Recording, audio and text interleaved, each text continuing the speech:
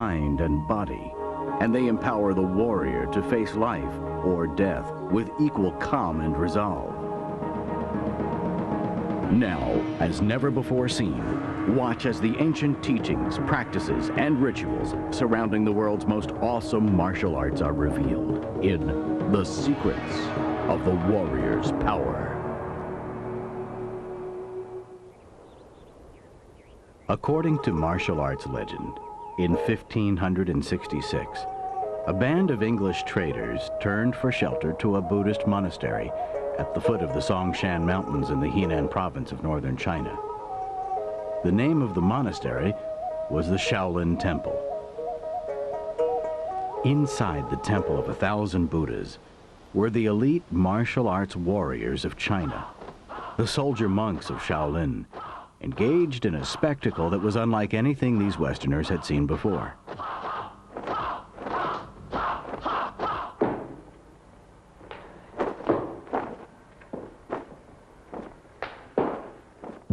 But in the climate of dynastic intrigue and repression that characterized the dying days of the Ming Dynasty, the martial techniques under practice were a closely guarded secret. Questioned by the traders, their guide would offer only one explanation. Kung Fu, he said. They are training to master an art. The films of Bruce Lee and others brought Chinese Kung Fu to audiences of millions worldwide.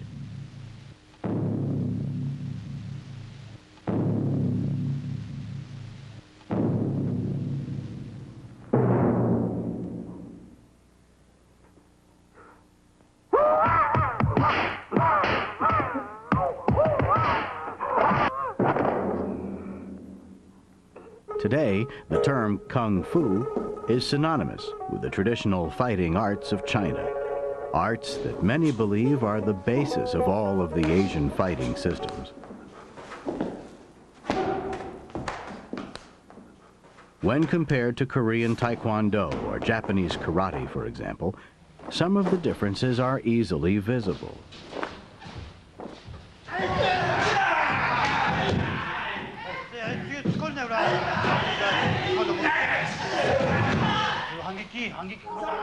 Kung Fu is generally distinguished by more fluid movements, an emphasis on learning many weapons, and its colorful traditional dress. It is, some believe, the most beautiful of all the martial arts.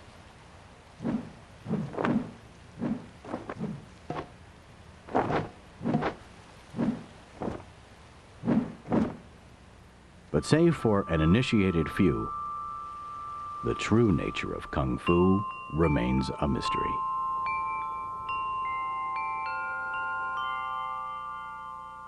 It began with one man, a Buddhist monk, the third son of a Brahmin Indian king.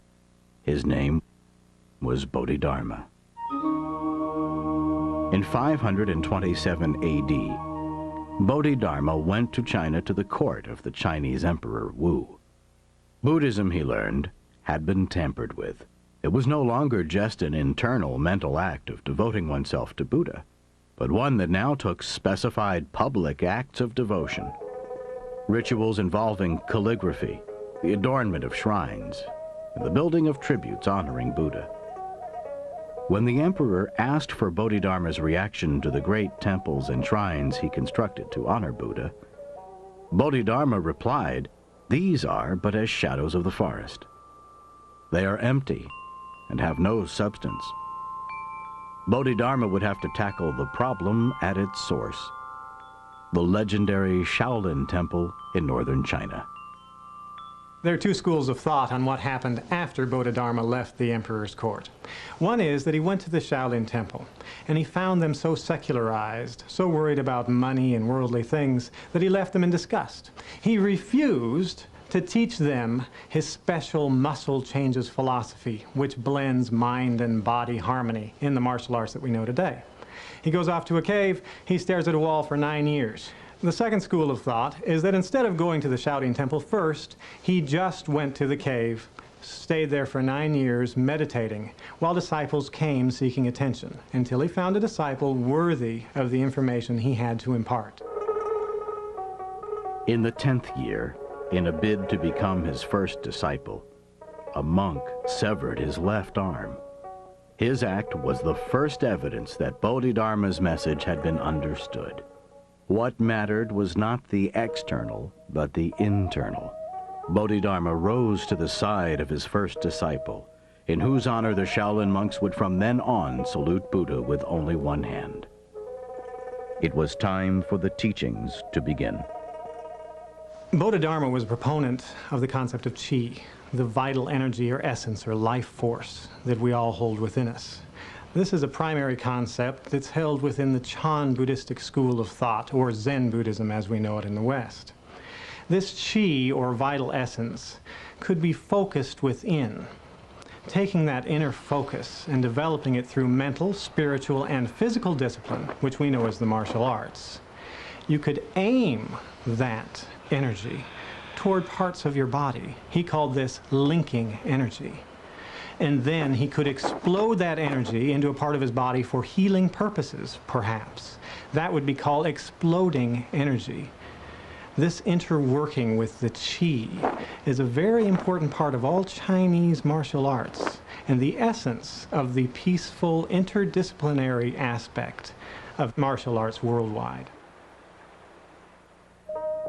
Through Bodhidharma at Shaolin, the theory was it would be possible to maximize external physical strength by maximizing internal strength, the flow of the chi. For the monks of Shaolin, this meant one thing: survival. Throughout the temple's history, the monks had faced what appeared to be an irreconcilable conflict. They had to defend themselves against the threats posed by constantly shifting political alliances, while at the same time preserving the spiritual harmony that defined a life dedicated to Buddha.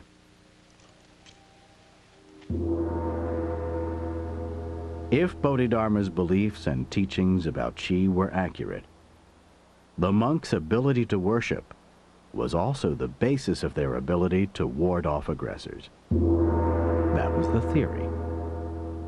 The question was, would Bodhidharma's theory work? In medicine, the existence of this unifying force, or chi, has long formed the very basis for the practice of acupuncture. In 652 AD, Sun Shumao found that chi flowed along precise meridians between the body's organs. Using tiny electrical charges generated by acupuncture stimulation, he could affect this energy field and redress imbalances, remove blockages, and ultimately heal patients. For contemporary Kung Fu practitioners, the existence of chi has never been under question. When properly focused, this is the energy that enables them to transcend the physical limitations of flesh and blood and perform feats that appear to challenge the impossible.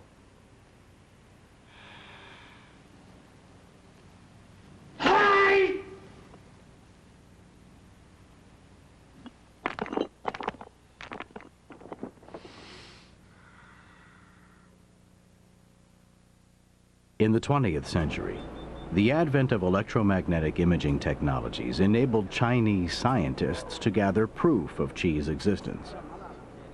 The monks of the 6th century Shaolin Temple, though, could not turn to science. They had to put Bodhidharma's theory to the test.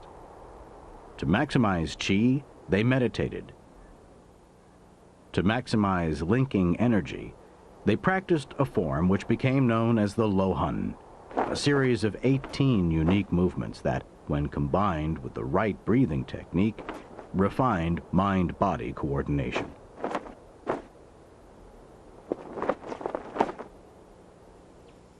To develop explosive energy, they followed a training regimen of unparalleled severity, a regimen with one objective: to create a warrior whose resolve no aggressor could disturb.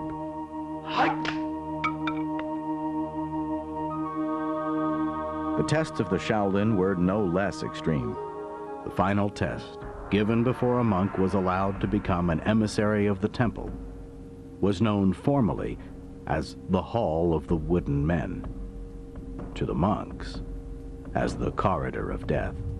It was a test in which monks who lacked the capacity to defend themselves and their temple died an often painful death. The test consisted of a long corridor lined with 108 mechanical dummies primed to randomly release weapons with deadly precision and force. Blocking the exit sat a burning 300-pound cauldron.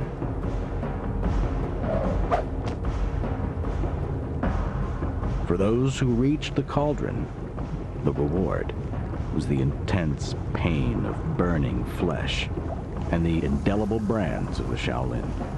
A tiger on one arm and a dragon on the other. To survive was a victory of the chi. The annals of Chinese history testify eloquently to the effectiveness of the Shaolin martial arts. And for more than 400 years, the temple prospered. But the political climate eventually shifted. Their techniques became something of a threat to the political powers of the day. By 1570, the Manchus decided either the Shaolin monks were going to fall in line and tell them that they would serve them, or there'd be a problem. Shaolin monks neglected to respond in time, and the Manchu forces came and obliterated the temple.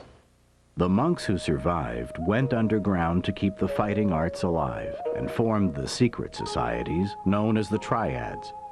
For the next 300 years, the triads became a focal point for political resistance.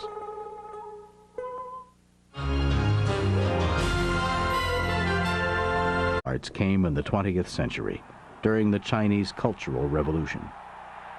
With the rise of communism, the Chinese government under Mao Zedong denounced all practice of the martial arts as futile and superstitious. Practitioners faced brutality at best.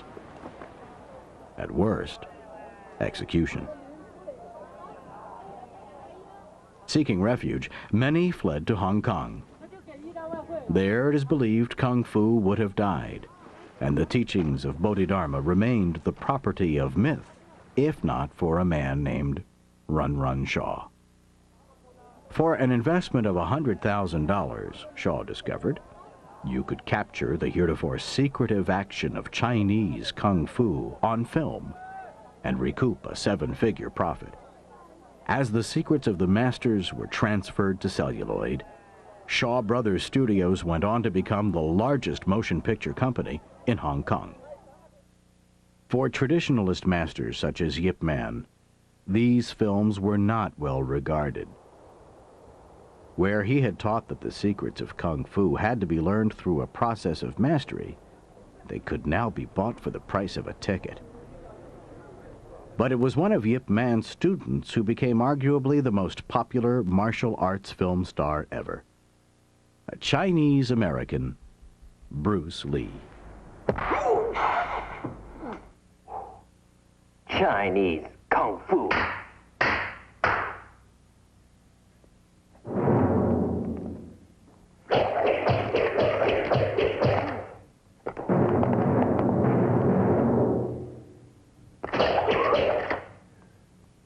Get him!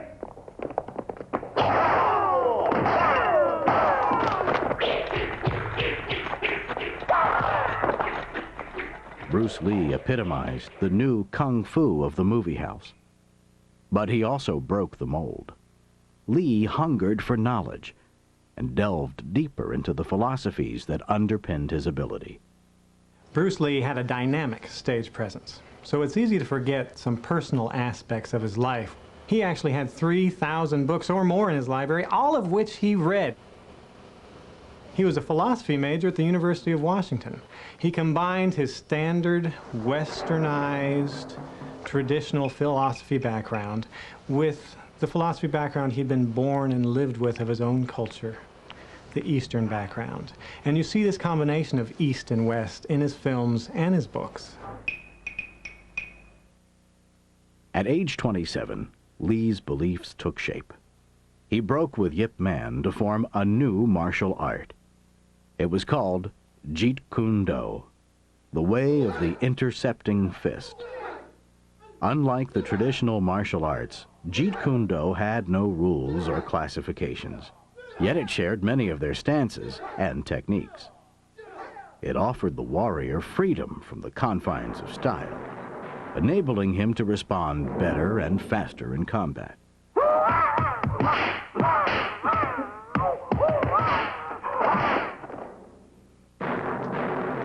For Lee, the same philosophy applied to his teaching.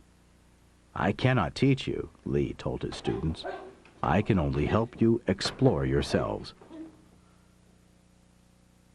But Lee was not alone in keeping alive the spirit of the arts. The year was 1978, and the Beijing police were at an impasse. China's triad gangs, their martial techniques intact, had resurfaced with a criminal focus and appeared to threaten the very rule of law. Powerless to stop them, since handguns had been banned, the police turned to their last resort, Pan Ching-fu. The man who, at the age of 30, had already been a national legend for nearly 20 years. Thanks to him, 23 triad gang leaders were brought to justice. Some, Grandmaster Pan captured single-handedly. Pan didn't just know the gangsters' techniques. He had one they couldn't counter. Like the monks of the Shaolin, Pan trains in what is known as the iron body style of Kung Fu. The monks developed iron body training to focus and intensify their chi, to harden their bodies. By punching or hitting an object with increasing force hundreds of times every day, eventually, it is said, the body becomes like iron itself. For over 38 years, Master Pan has trained his iron fist by hitting a steel block 1,000 times a day. Now, anything less than steel would shatter. Very, very useful. It's very Just useful. one punch. Just one punch, and they are unconscious, for Just sure. use 30% I only power. use about 30% power. Because it's very strong, very hard. And I have power, speed power. One punch, boom. Although he is quite comfortable now in his home in Canada, Master Pan's life was much more difficult as a youngster, orphaned at the age of 6 and living in the crime-ridden city of Qingdao. Pan needed a means of protecting his younger brother and sister. He turned to the Zen Buddhist principles articulated 13 centuries earlier at Shaolin. It wasn't long before he earned the nickname Shaolahu, or Small Tiger, because of his skill and aggressiveness. After studying with 15 masters, he went on to teach, eventually becoming the lead national coach of the People's Republic of China, and one of China's most respected martial artists. Pan has other names, including the Eagle Claw and Sifu Pan. But the most common comes from the 1990 cult martial arts feature Iron and Silk. To audiences worldwide, he is known from that film as the Iron Fist.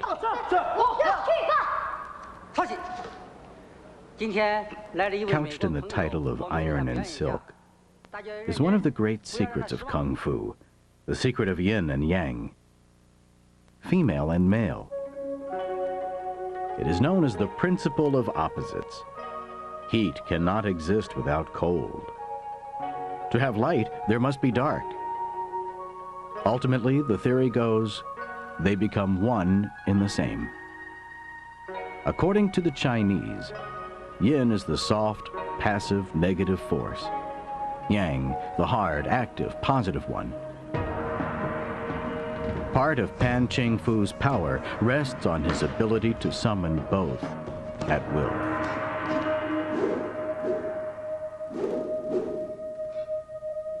Power speed and power and accuracy. Master Pan's power also comes from continuous, rigorous training.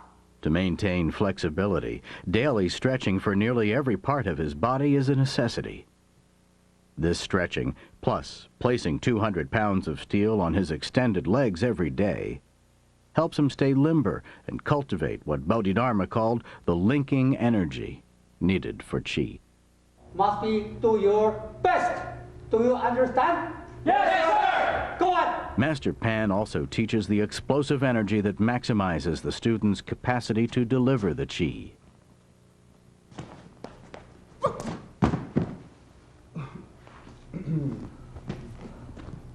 As in most kung fu schools, strict discipline goes hand in hand with a close camaraderie. Neck, grab shoulder.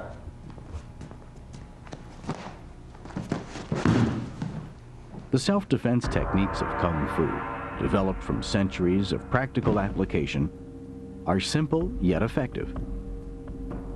They can stop nearly every opponent in his tracks.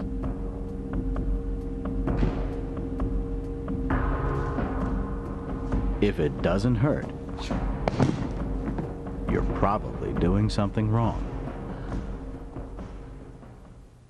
Students also learn many mixed weapons forms, such as the long army lance and spear, and the staff and spear. The spear is a weapon as ancient as Chinese culture itself.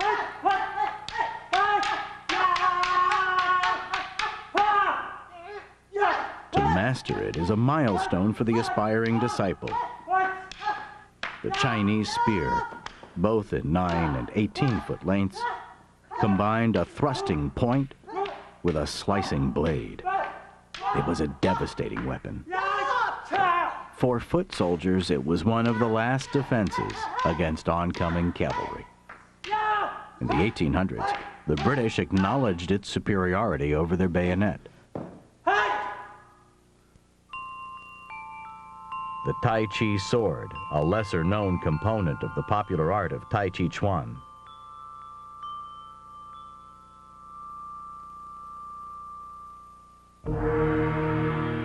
And the double broadsword forms.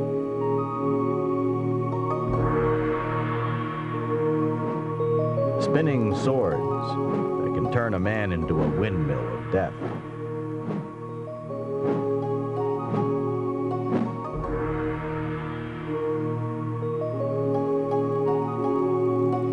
The broadsword is one of the most widely used weapons in Kung Fu. Light and maneuverable, it evolved from the long-handled knives the Chinese used before 200 AD.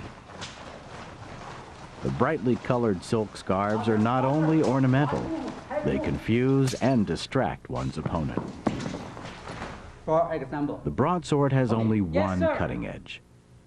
The warrior that advances with it must also be prepared to defend himself.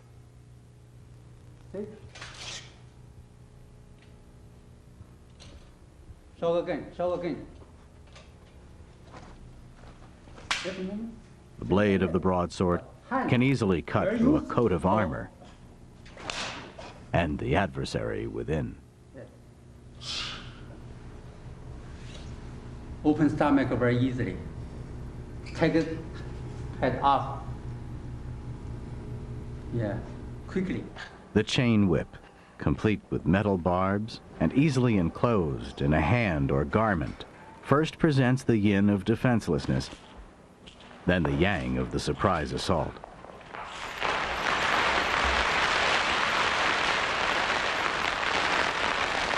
The weighted end of the spinning chain can exceed speeds of 170 miles per hour.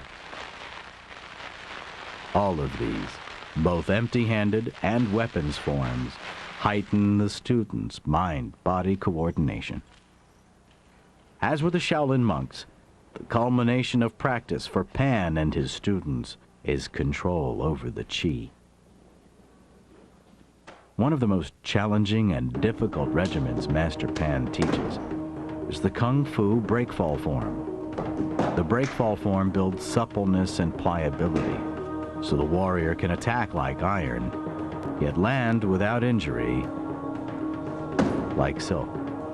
Again, the yin and yang. Because of the many dedicated Kung Fu practitioners, Master Pan and others, there's been a surge of new interest in the Chinese martial arts. The epicenter of that movement, it appears, is still rooted in Shaolin.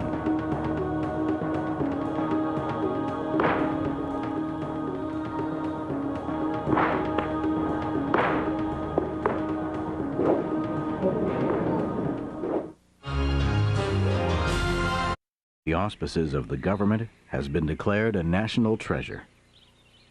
Once again, it is the testing ground for the teachings of Bodhidharma, a testing ground whose rigor has changed little over the millennium. Part of the Kung Fu training regimen involves strengthening the muscles and toughening the body through repeated exercises. To strengthen the neck muscles, the Shaolin warrior may hang himself for 30 minutes or more at a time. Other regimens to develop the chi are no less difficult. Headbutting helps the Shaolin monks toughen their skulls. Resisting blows to the abdomen, where the chi is said to reside, builds internal strength and focus. It can take as little as 8 pounds of pressure to crack the human skull. Skillful manipulation of his chi, though, prevents this monk from getting hurt. This is the art of hard chi-gung. For the monks, as well as many traditional Chinese masters, hard chi-gung is an art form still widely practiced today. By focusing his chi, this master is able to make his body impervious to the blade of the sword, just as his warrior ancestors did thousands of years earlier.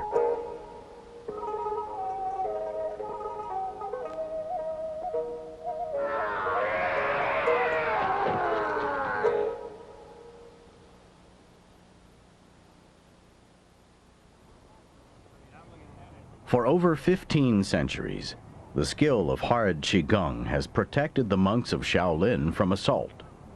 But a new assailant has emerged for which the techniques of Bodhidharma are ill-equipped: the tourist.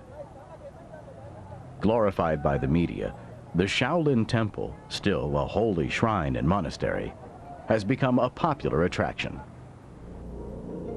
However, like countless times before, the ancient principles of Kung Fu are adapting and surviving, this time by moving to the New World, New York City.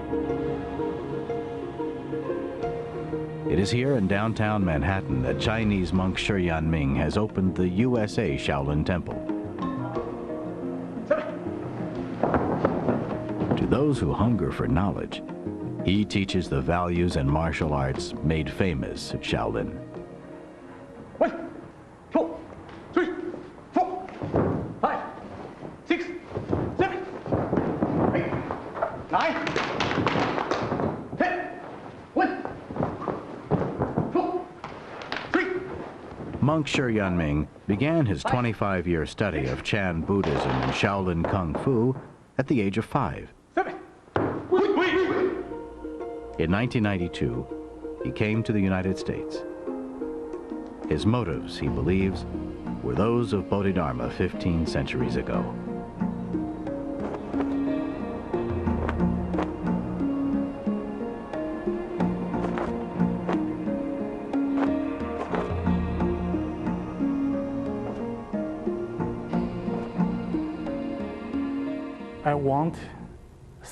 I want to stay here and teach Chinese Buddhism, Chinese culture, and Shaolin martial arts. And I want to help promote world peace. Though New York City may seem like one of the last places he would like to teach his arts, monk Shi Yanming is quite content. As he says, the whole world is home to a Buddhist monk. The Shaolin martial arts belong to everyone. But China remains the source. Long term, he hopes to build a larger school and set up a cultural exchange with a Shaolin temple in northern China. Another hope lies with teachers such as Florida resident Grandmaster Chan Poi, a 33rd disciple of the Shaolin Temple, uniquely honored by an engraved stone at the temple itself.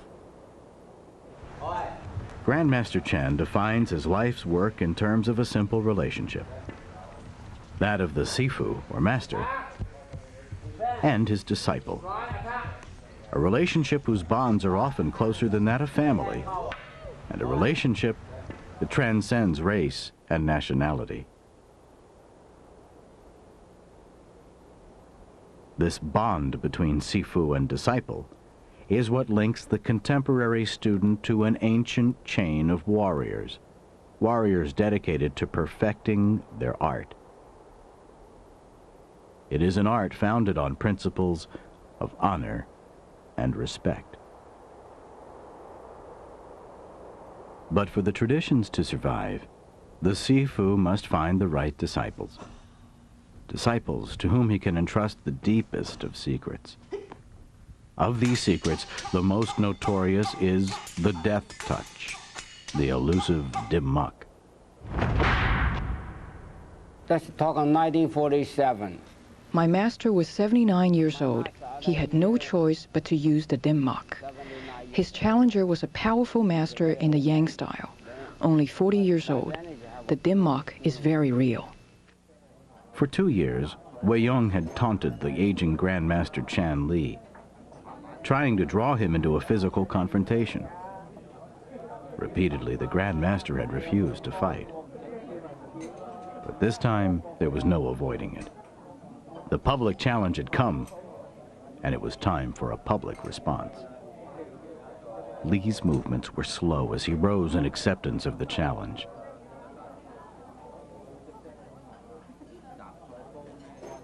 Then, without perceptible effort, he struck. It was the dim mak, the death touch. To the unknowing, it seemed like a tap. To the initiate, it was a movement that harnessed Li's chi and drove it into the core of Jung's body. With that one strike, it was over. Jung never walked again. Bodhidharma's theory of being able to focus your chi to such an extent that you can heal your own body finds physical application in the art of dim mak. There are pressure points. It's a medical fact that one can touch and cause unconsciousness. It is a healing power or an offensive power. The dim mak technique is presumed to have come from the Chinese art of chen shui, or spotting, attacking the body's vital points. The premise is simple. If one's chi can be controlled within the confines of the body, it can be directed, as the ultimate defense, outside of the body, to short-circuit an opponent's nervous system and injure internal organs.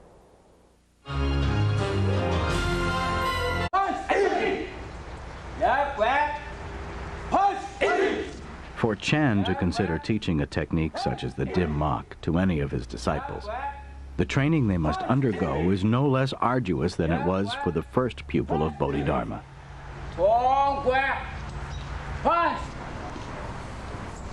Grandmaster Chan's style of praying mantis kung fu is elaborate and complex.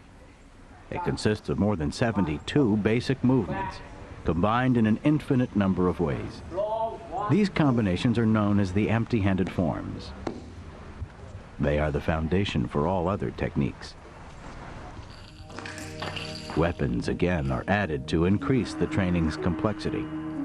The disciple must gain absolute control of the weapon, trust the weapon as an extension of the hand, and execute weapon-based forms as though they were empty-handed. For the advanced pupil, armed forms present the ultimate test of mind-body coordination. Disciples train for months on end, sometimes for years, to master a single form.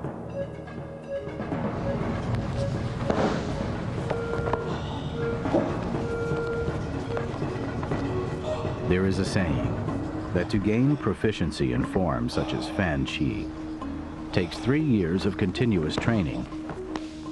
To gain mastery, another 9. In ancient China, choosing the weapons was a right left to the challenger.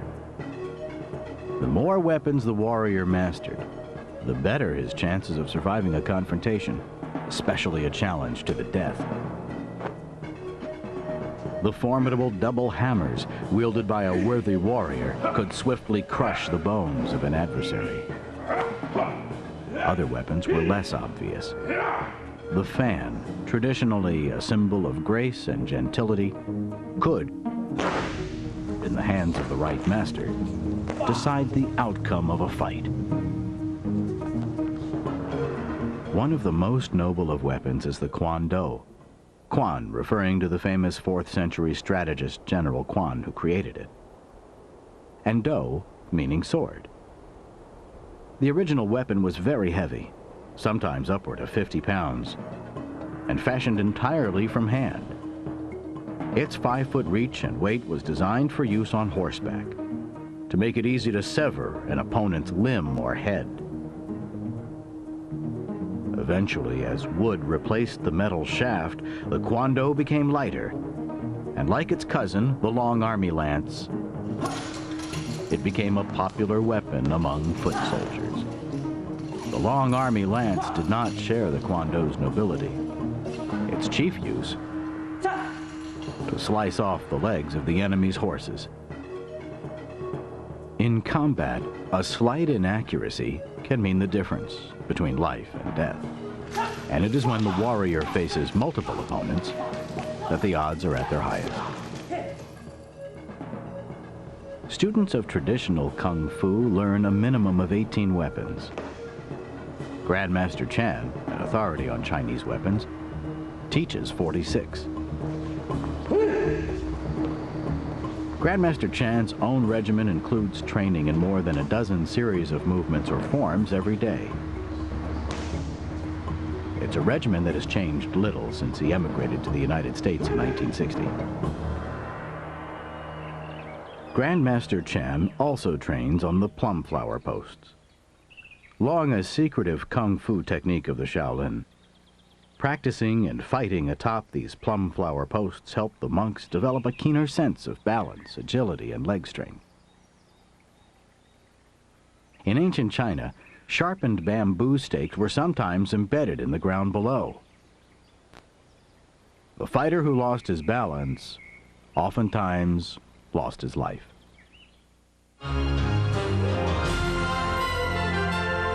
Who teaches students violence. Violence that is seen all too often in the cinema. Yet Kung Fu masters in both East and West suggest otherwise. Master Dennis Brown, another master in Shaolin Kung Fu, works with students from all walks of life, including those from the inner city at his school just outside of Washington, D.C., the nation's capital. In Brown's view, people in the inner city environments of the West face a similar set of circumstances to the monks of Shaolin. They are searching for enlightenment, for freedom, and escape from some of the outrages of their fortune. One means is the freedom offered by drugs. Another means is stepping outside the law, possibly as the member of a gang.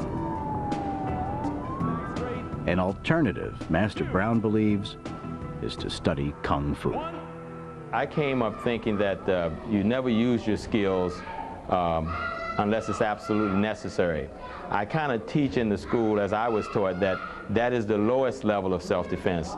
First, you should be able to avoid conflict, just not be in situations that are going to cause conflicts. Just don't carry yourself in that way.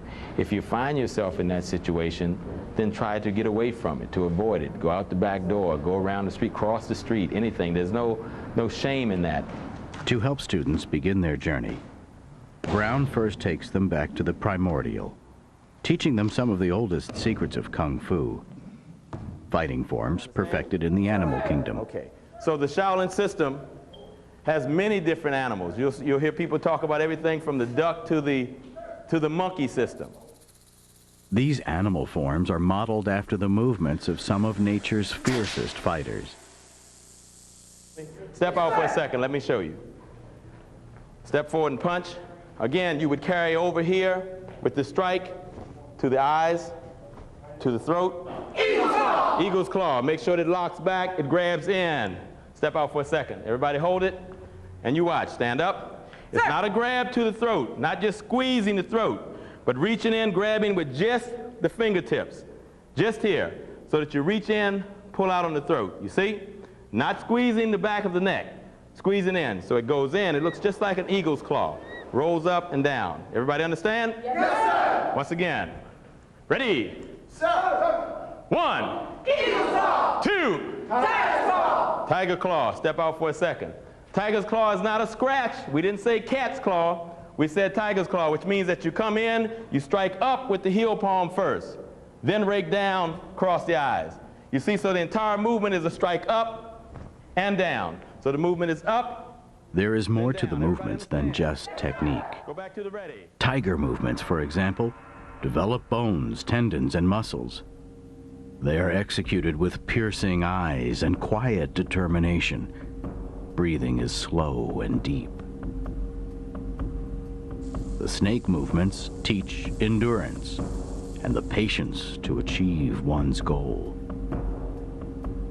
For Master Brown, as expressed by American author and black belt John Donahoe, the martial arts build rather than erode the relationship between the individual and the society. That, Master Brown says, is accomplished through training. The same thing that's made Kung Fu popular, the movies, the media, that image of the Kung Fu guy flying across the screen and taking a guy's head off and that type thing. In a sense, the whole Bruce Lee era helped to bring martial arts to the forefront, to get a lot of people involved in the martial arts. So in that sense, it was very good. But at the same time, the image that was projected was just that it was just about fighting. And it's a lot more than that. Martial arts is a way of life. It's a tool for teaching you self-awareness, self-confidence, for building character. We teach discipline. There's very few places you can go anywhere anymore where you hear kids saying, yes, sir, no, sir, yes, ma'am, no, ma'am. And they learn character values here. Like the monks of Shaolin, Master Brown also teaches students an age-old code of honor and respect. A code he has adapted to meet the needs of a Western urban environment. Start him with the right fist. Move! Strong Kung Fu stance, keep the back straight. But to ingrain it in students so it will follow them the rest of their lives, Kung Fu instructors have got to make them see that their true essence, what's inside of them, is all they need to achieve freedom and enlightenment. To outsiders, whatever their capacity to physically thwart an opponent, masters such as Dennis Brown, Chan Poi, and Pan Ching Fu may seem like museum pieces, relics of an ancient Eastern tradition with little relevance to contemporary society. Yet the fundamental principles, the disciplined training, the ethical values, and the strict codes of honor that help the Shaolin warriors master themselves and achieve enlightenment are as valid today as they were back then. In the words of Tung Shan, if you look for the truth outside yourself, it gets farther and farther away. Yet when you achieve that perfect harmony of mind and body and can control your chi, the result is a great spiritual awakening, the state that the ancient sages of China called Tanhua. I have this great creative and spiritual force within me that is greater than truth, greater than ambition, greater than confidence, greater than determination, or than vision. It is all these combined, and there is no feeling to which this experience can be compared. Bruce Lee. From the Shaolin Temple to training halls in the West, disciples of Kung Fu the world over learn that the search for truth and freedom begins and ends with themselves. And the hardest warrior to conquer is always the warrior within.